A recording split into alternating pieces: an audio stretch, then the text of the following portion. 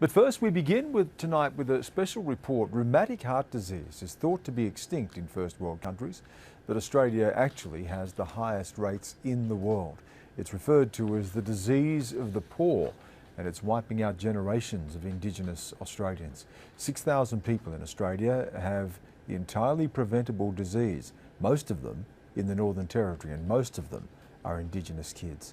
Eliana Lawford reports.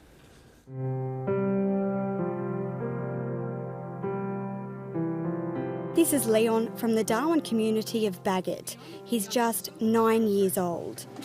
Nice to see you again.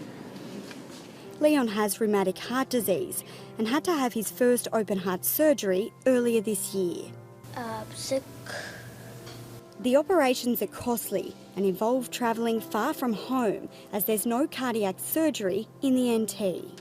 Well, it kind of distracted me from working and I just wanted to be around him more often. It kind of hurt me. When Leon first got sick, his auntie took him to the health clinic, but doctors said nothing was wrong and he was sent away. His health began to deteriorate rapidly, so his family took him to the hospital. Tests revealed his heart was filled with fluid and he was diagnosed with rheumatic heart disease. He was in Royal Down Hospital for about 3, maybe 2 months. Yeah, and he was not like this at that time. He was a bit like puffy in the face and all that. The disease is caused by the Streptococcus bacteria, which is easy to treat. If Leon had received antibiotics when he presented to the clinic, it's likely he wouldn't have the disease today. The treatment for Streptococcus is really simple. It's 24 hours of penicillin, either injection or a syrup. So the solutions are really simple. We're talking about the cheapest antibiotics in the world. We're talking about the first antibiotic in the world. But once diagnosed, patients have the disease for life. There's no cure and sufferers often undergo a number of operations in their lifetime. They also have to get a painful injection every 28 days. 5-year-old Paddy gets his injections in Darwin every month. It's something that never leaves his mother's mind. It scares me thinking that I don't want him to miss out on the next injection.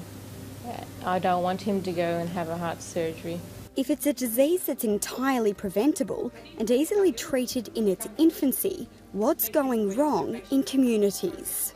The persistence of rheumatic heart disease marks the health failure or health system failure to address diseases of the poor.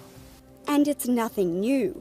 The disease has been disproportionately affecting Indigenous Australians for decades, yet it's almost never spoken about. Even long-time sufferers feel like they're being kept in the dark. Rheumatic fever is 100% preventable. I didn't even know that, and I had this disease like all my life. Eddie Messina was diagnosed back in 1985. Professionals say it's time Australia got serious about preventing rheumatic heart disease. We're still getting deaths occurring, unfortunately, directly linked to rheumatic fever, rheumatic heart disease, around about a death a month in the Northern Territory. It is critical to act now. Outcomes won't improve until government addresses overcrowded housing in Indigenous communities. Now, some of my patients who I look after who had open heart surgery and they returned to living in households with 2 bedrooms and 18 people in 2 bedrooms. Now, there's no way, regardless on how hygienic you are, if you get 18 people in a 2-bedroom house, it's very close contact and the germ is just going to spread like wildfire. I'm proud to be part of a government that has a $1 billion housing plan over 10 years. And this is a strong plan that will see new houses built, but it will also see the ability for communities to access funds to Room to Breathe program, where they can add rooms to existing dwellings. While communities wait for political change, they're taking action to prevent the disease themselves by creating awareness through music.